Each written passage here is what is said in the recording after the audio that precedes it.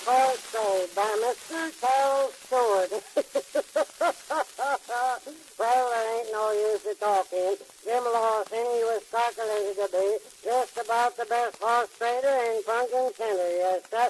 He could cut up on a fence and short a backer and whittle a stick and just about swap you out of your eyepiece if you'd listen to him. But a gypsy come along one day, and I guess he just about took all the conceit out of him in the way of trading horses. You see, he paid them mighty fine-looking animal, only he had one very bad fault. Anytime he'd go to ride him, happened to touch him on the sides, and he'd squat right down.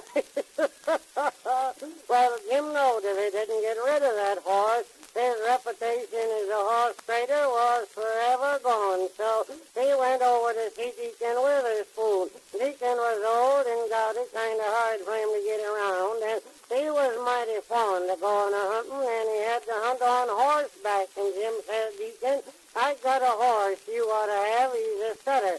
Deacon said, why, Jim, I never heard tell of such a thing in all my life. Idea of a horse being a setter. Bring him over, Jim. I'd like to see him. Well, Jim took the horse over, and they went out a-hunting. They was a-riding along, and Jim saw a rabbit a-stepping in the bushes, and he just touched the old horse on the sides, and he squatted right down.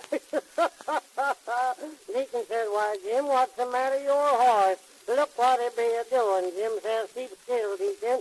See that rabbit over there in the bushes? Old horse is a-setting of him. Deacon said, wow, wow, wow. That's the most remarkable thing I ever seen in my life. How would you like to trade, Jim? Jim says, I'll trade you, Deacon. $150 to boot. Well, they traded horses, and when they was coming home, they had to ford the creek back to Punkin Center. Well, when the